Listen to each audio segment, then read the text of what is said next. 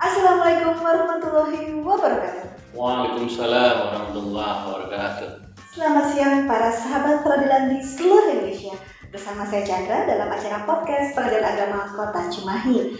Podcast kedua ini merupakan sarana informasi serta sosialisasi terkait manfaat pendaftaran perkara secara e-court di Pengadilan Agama Kota Cimahi.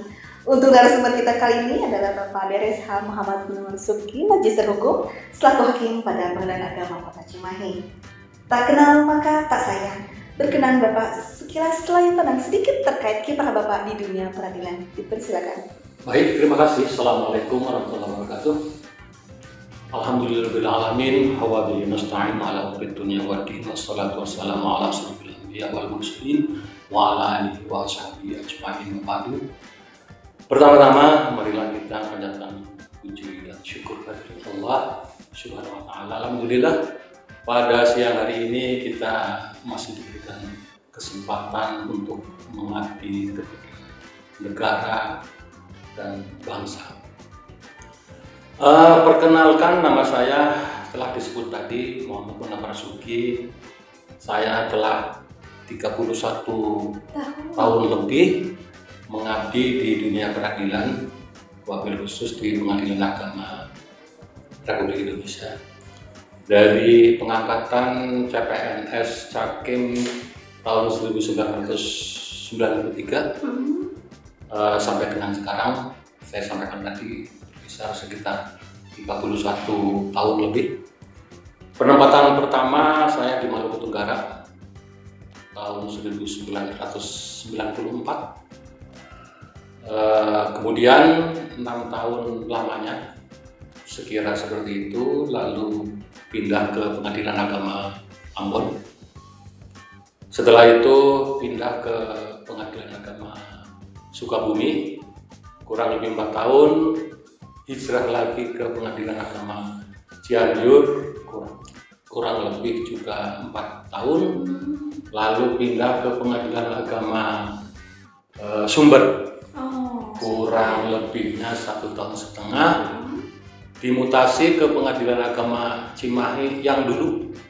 Cimahi belum kota berarti ya Pak ya? Cimahi kota tapi tempatnya di Soreang. Oh betul. Masih menyatu dengan lingkungan Kabupaten Pemda. Iya. Di situ kurang lebih 10 bulan. Kemudian pindah lagi ke Pengadilan Agama Selawi kurang lebih 3 tahun. Dari situ ke Pengadilan Agama Cirebon Kota kurang lebih ya sekitar 2,5 tahun, lalu ke Pengadilan Agama Batang Jawa Tengah sekira 11 bulan, kembali lagi ke Pengadilan Agama Sumber tuh yang kayak dulu tahun 2012 selama 3 tahun 8 bulan. Ternyata kembali lagi ke Cimahi seperti dulu. Jadi pas rentang waktu 10 tahun saya kembali lagi ke Cimahi. Oh, berarti jodohnya kembali ke sini. Kayaknya begitu. Mudah-mudahan di sini sampai pensiun. Yang penting sehat terus.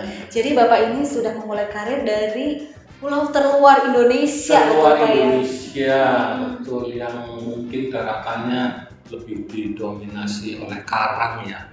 Karena sekitar kota Kuala itu kanan kirinya boleh dibilang lautan. Jadi ya cukup lumayan, panasnya lumayan. Kita tidak dapatkan tanah seperti yang di sini sekarang diinjak dataran di ya. Iya. Jadi memang 31 tahun itu juga dengan asam garamnya juga ya Pak ya. Lumayan itu. Baik, kita kembali ke tema podcast kita kali ini. Kali ini kita mengangkat isu yang sedang hangat nih Pak, terkait manfaat pendaftaran perkara e-court. Kapan sih Pak e-court ini dirilis dan kapan pula lahirnya peradilan e-court ini? Baik, pemirsa, pendengar sekalian dimanapun yang berada, terutama masyarakat Kota Cimahi yang berbahagia, yang siang ini mungkin sempat untuk lihat atau mengikuti podcast di Pengadilan Agama Cimahi ini, sebetulnya kalau kita melihat dari undang-undang kehakiman, itu Undang-Undang 48 tahun 2009 tentang kekuasaan kehakiman, itu ada satu pasal, yaitu pasal 2 ayat 4, itu dikatakan di situ bahwa peradilan dilaksanakan dengan sederhana, dengan cepat, dan dengan biaya ringan. Nah, bukan kemungkinan, yang jelas pemikiran para penggawa kita di Mahkamah Agung dengan mendasarkan terkait dengan yang saya sampaikan tadi, kemudian diterapkanlah sekian lama, sepanjang bertahun-tahun, kemudian muncullah satu ide yang untuk melakukan satu administrasi persidangan dan juga proses persidangan di peradilan di seluruh wilayah Indonesia, wabil khusus kita di Pengadilan Agama ini. Pertama muncul itu di bulan November tahun 2017. Nah, kemudian lanjut diekspos ke media itu sekitar 7 bulan kemudian, tepatnya sekitar bulan Juli 2018, dan kemudian mulailah di situ dirilis. Mulai rilis pertama dengan lahirnya Perma 3 tahun 2018 yang di situ untuk peradilan yang dulunya manual itu kemudian dirilis menjadi peradilan yang berbasis electronic court atau disingkat juga e-court, atau kemudian kita sebut dengan peradilan secara elektronik. Jadi rentang perjalanan itu panjang sekali. Jadi berarti dari tahun 2017 hingga sekarang kurang lebih sudah 7 tahun berjalan ya Pak ya? Ya, kira-kiranya seperti itu. Ini sih Pak, jadi sebelumnya itu kan peradilan itu tertulis mungkin ya Pak ya, tekstual gitu. Terus mengapa sih Pak? Kenapa sih ada e-court dan apa itu aplikasi e-court itu Pak? Kenapa ada e-court? Itu yang seperti saya sampaikan tadi, di Undang-Undang Kekuasaan Kehakiman itu asasnya sederhana, cepat, dan biaya ringan. Kemudian makin hari makin tahun kemudian muncul ide itu karena pengadilan ingin membantu masyarakat, bagaimana masyarakat itu untuk mencari atau melakukan proses peradilan, persidangan, dan lain sebagainya itu dengan sederhana, dengan biaya ringan, dan prosesnya cepat. Artinya begini, lahirnya Perma 1 2018 yang kemudian dirubah menjadi Perma 1 2019 dan terakhir menjadi Perma 7 tahun 2022 itu mengakomodir peradilan yang sederhana, cepat, dan biaya ringan. Jadi awal-awal lahirnya Perma itu hanya diperuntukkan kepada para advokat. Kemudian setelah perubahan terakhir Perma 7 2022 itu bisa dipakai oleh pengguna lain. Artinya pengguna lain itu yang advokat. Jadi masyarakat siapapun yang dia punya akun bisa mendaftar secara e-court. Nah, ini sangat menarik, Mbak. Artinya apa? Kalau peradilan yang dulu gitu ya, yang masih berbasis manual. Itu siapapun, dan tidak sedikit terjadi bahwa mereka yang ingin berperkara di pengadilan, wabil khusus di Pengadilan Agama ini, tidak sedikit yang pihaknya itu berada di wilayah yurisdiksi pengadilan tersebut, ya kan? Sedangkan dengan menggunakan jasa pengacara misalnya yang domisilinya tidak di wilayah hukum di mana penggugat atau pemohon itu tinggal, misalnya di Bandung atau di Jakarta atau juga bisa di Surabaya, itu kan bisa saja terjadi. Karena siapapun bisa menggunakan jasa advokat sesuai dengan keinginannya. Nah, misalnya advokat yang dia tunjuk atau pengacara yang dia tunjuk itu berdomisili di Bandung atau di Jakarta atau di Surabaya. Bayangkan perjalanan dia, para advokat yang jauh itu untuk ke tempat pengadilan yang dimana pencari keadilan itu tinggal, kan cukup jauh. Misalnya di Bandung lah, di Jakarta lah, atau kemudian di Surabaya mereka harus datang. Berapa biaya yang harus dikeluarkan? Kemudian berapa lama waktu yang harus dia tempuh? Tenaga harus menyempatkan kan begitu. Akan tetapi dengan adanya terobosan dari Mahkamah Agung ini melalui IKOT ini, siapapun pengacara bertempat tinggal dimanapun, kapanpun, dimanapun dia berada, misalnya sedang bersengkrama dengan keluarga, atau kemudian dia ada di mall, atau pagi hari, siang hari, malam hari, dia bisa langsung mendaftar. Oh, jadi dimanapun bisa ya Pak? Bisa.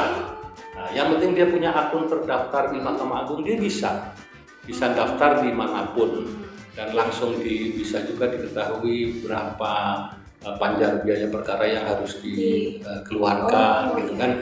Jadi tidak perlu jauh-jauh mendaftar. Jadi cukup mendaftar melalui IKOT dimanapun dia berada, dalam situasi dia seperti apa, dengan siapa, dia bisa mendaftar. Oh, jadi memang ini jadi digitalisasi gitu ya? Digitalisasi. Nah, jadi sebetulnya ini sangat memudahkan ya. Tujuan utamanya sebetulnya adalah menghemat waktu, menghemat biaya juga tenaga. Berarti ya, baik. Nah, setelah kita mendaftar, kita punya akun IKOT, apa aja sih yang kita dapatkan Pak? Setelah kita punya akun IKOT itu? Begini, kalau advokat atau para pengacara kan memang itu profesinya ya. Dan semenjak adanya IKOT itu mereka pasti punya akun yang terdaftar. Nah, seperti dikatakan tadi di dalam Perma 7 2022 itu bisa juga non advokat, artinya pengguna lain. Nah, misalnya pengguna lain kan sekarang kan dunianya sudah dunia serba elektronik ya.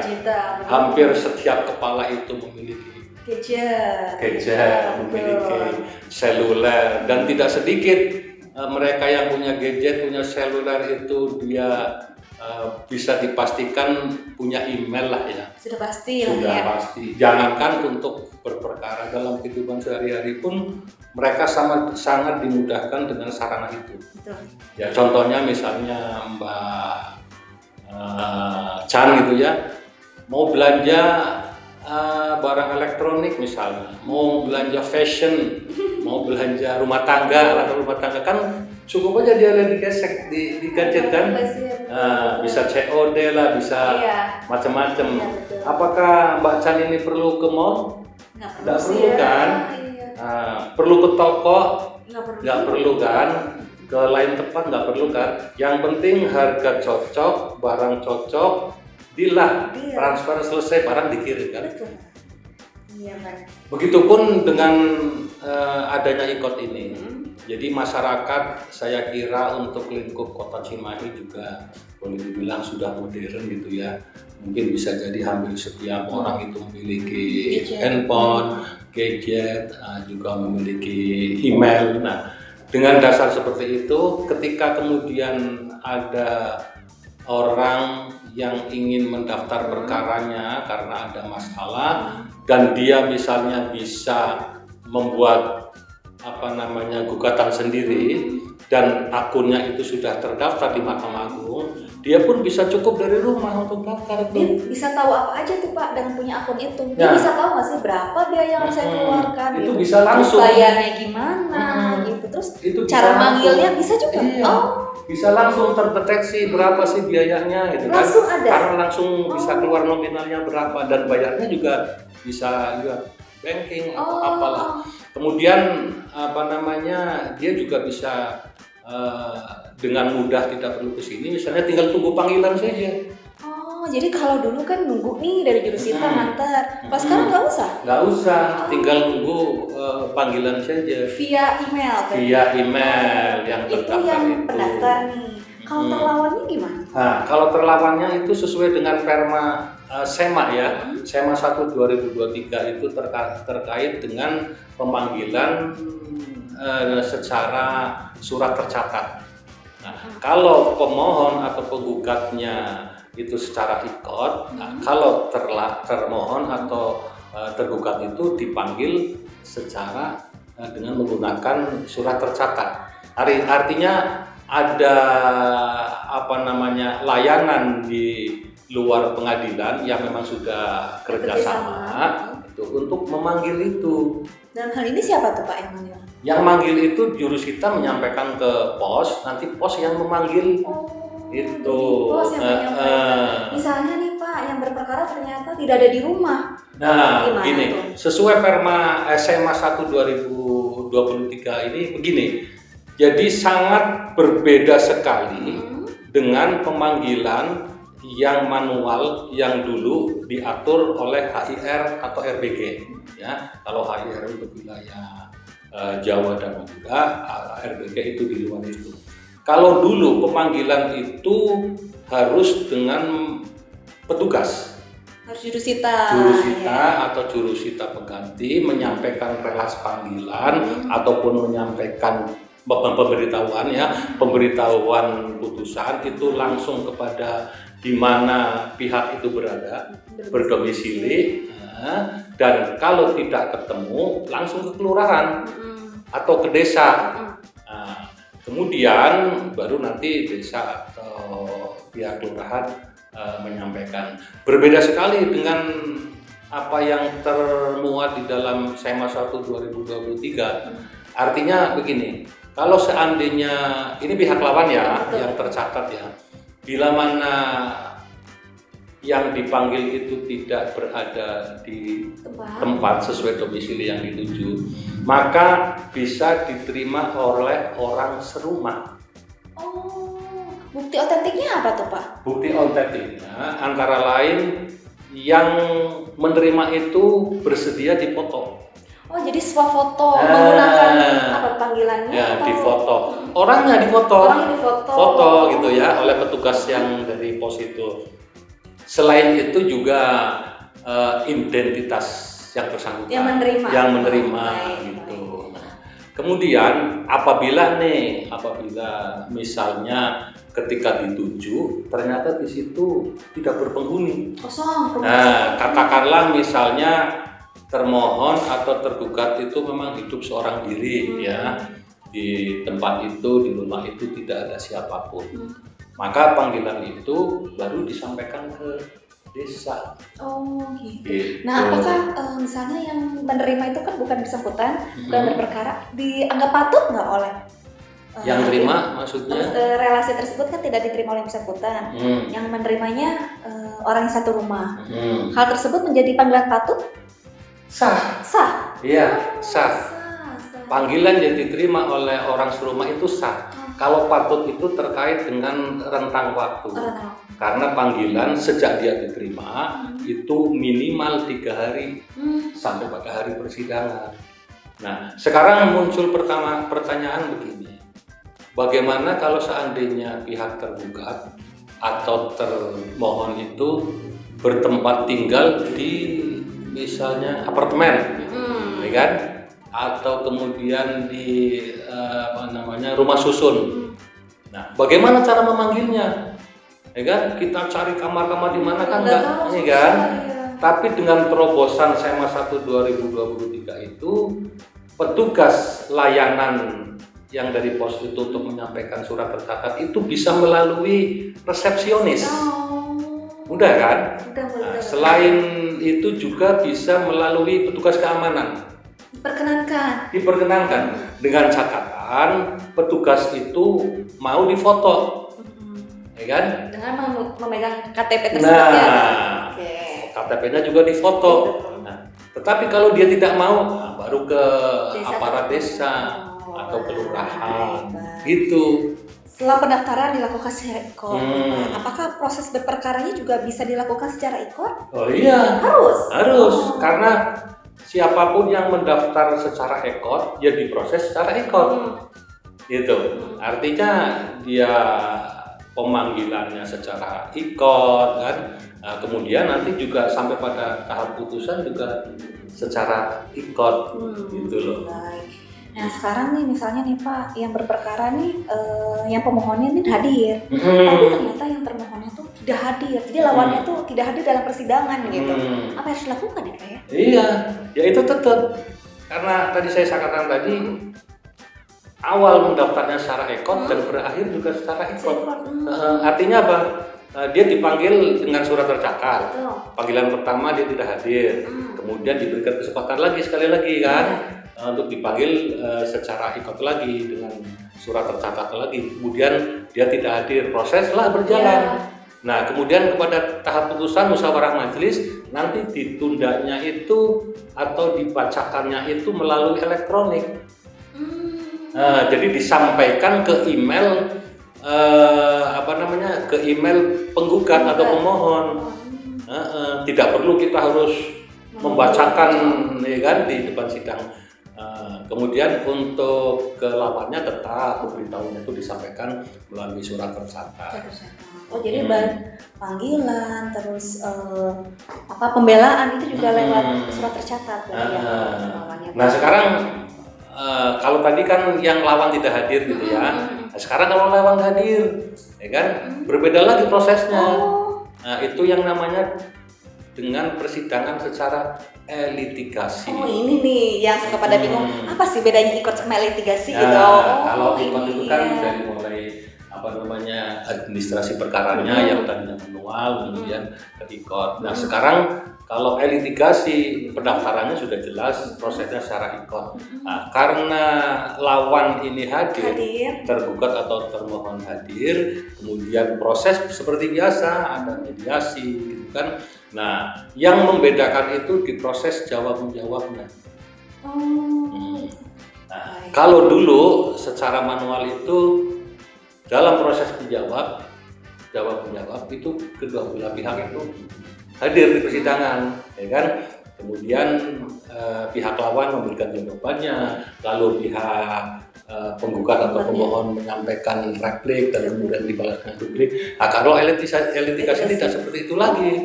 Jadi nanti dibikinkan skedul di persidangan itu. Misalnya untuk tanggal 1 nih jawaban, dicatatlah sama mereka kan, atau kita sampaikan melalui catatan gitu ya, catatan khusus. Nanti jawaban tanggal sekian ya, silahkan Anda untuk menjawab ya, dan kemudian diupload melalui website pengadilan. Kemudian nanti si pemohon atau penggugat itu membuka email itu. Nah, kemudian dari awal kan sudah dirancang tanggal 1 misalnya untuk jawaban, tanggal 7 misalnya untuk replik, lalu tanggal berikutnya 14 misalnya untuk duplik kan. Nah, nanti ketika tanggal 1 untuk jawaban, bisa siang harinya pemohon atau penggugat itu buka emailnya. Nah, ternyata sudah ada kan. Nah, tinggal dia pelajari lagi untuk kemudian dibuatkan repliknya. Akan tetapi begini, Pak. Ketika kemudian dalam skedul yang telah kita tentukan misalnya tanggal 1 ya, kemudian tanggal 1 dia tidak menyampaikan jawabannya ya, baru tanggal 2 misalnya dan seterusnya, maka di tanggal itu dianggap dia tidak menyampaikan jawabannya. Gitu. Jadi harus sesuai dengan jadwalnya. Iya, sesuai dengan jadwalnya. Jadi nanti di berikutnya sesuai schedule ini pemohon atau penggugat menyampaikan repliknya, kemudian di-upload lagi ya kan, melalui email lawan. Nanti dia buka lagi, ini ada repliknya, dijawab lagi duplik.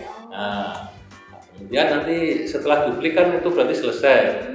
di momen sebelumnya itu sekaligus diagendakan tentang untuk pemeriksaan saksinya. Oke. Nah, jadi kalau pemeriksaan saksi kedua belah pihak akan hadir. Harus hadir. Harus hadir karena akan diperiksa saksinya kan gitu. Nah, kemudian kalau pemeriksaan saksi itu sudah selesai, kembali ke schedule semula. Pemeriksaan saksi tanggal berapa nih? Tanggal ini, misalnya kan bisa saja tidak sekaligus hari itu selesai. Ya kan, misalnya hari ini, tanggal ini untuk pembuktian dari pihak penggugat atau pemohon. Nah, setelah selesai baru pengunduran sidang berikutnya untuk pembuktian dari pihak penggugat atau tergugat. Nah, di dalam rangkaian schedule itu juga sudah ditentukan kapan nih untuk kesimpulannya, ya kan? Setelah saksi-saksi selesai dari pihak penggugat ataupun dari pihak tergugat selesai, nah baru nanti kesimpulan di tanggal berapa itu sudah masuk dalam schedule. Jadi mereka tidak perlu kesimpulan datang lagi ke pengadilan, nggak perlu, tinggal di rumah aja dia. Sampai ke kesimpulan, tapi sampai keputusan gimana? Nah, kalau sampai putusan ya karena sudah teragendakan putusannya, nanti dia tinggal buka saja di emailnya. Nah, untuk selain putusannya untuk yang e-court itu bentuknya soft file juga atau? Iya, nanti dikirimkan ke para pihak. Jadi memang manfaat e-court ini luar biasa. Jadi kepada para pendengar atau masyarakat Kota Cimahi khususnya dimanapun berada, mari kita sukseskan program e-court ini, gitu ya. Tentunya banyak manfaat yang akan kalian semua dapat, baik dari sisi waktu, sisi proses, biaya, tenaga, semuanya bisa lebih ekonomis ya, terminimalisir lah. Mungkin ini pertanyaan banyak orang nih. E-court ini mahal nggak sih, Pak? Enggak. Kalau sama yang manual yang biasa gitu, yang dahulu gitu, lebih murah nggak? Lebih murah e-court lah jelasnya. Jelasnya. Karena dari sisi pemanggilan, dari sisi dia mungkin harus hadir ke sini itu sangat jauh. Kalau yang biasa itu kan kalau dulu mungkin sekitar bisa jadi 600 ke atas gitu ya. Kalau sekarang dia pegang uang 300 saja bisa ada kembalian. Kalau misalnya nih Pak, saya ada nih pihak majuin e-court, panjarnya 400.000, ternyata biayanya nggak sampai 400, sisanya dikemanain? Dikembalikan lah ke pihak pengaju. Pasti ya? Pasti. Kalau ternyata pihaknya merasa kayaknya nggak perlu deh gitu, gimana Pak? Ya harus. Tetap karena itu ketentuan. Masalahnya ketika kemudian pihak pengaju setelah putus itu tidak mengambil sisa panjar, itu akan menjadi beban kita. Jadi harus diambil ya panjarnya ya. Karena setelah lewat 6 bulan itu akan dikembalikan ke negara. Repot kan kita. Makanya begitu putus tuh Mbak ya, begitu putus maka akan dikasihkan kwitansi PSP, pengembalian sisa panjar, dan diperintahkan untuk segera saat ini setelah keluar persidangan ke kasir untuk mengambil sisa panjar itu. Jadi jangan takut untuk daftar e-court, lebih murah, malah ada kembaliannya. Dan gini Mbak, kalau masyarakat yang belum tahu tentang e-court itu pasti akan dipandu oleh petugas kita. Jadi nggak usah khawatir, bingung caranya, tenang, ada petugasnya. Akan dipandu.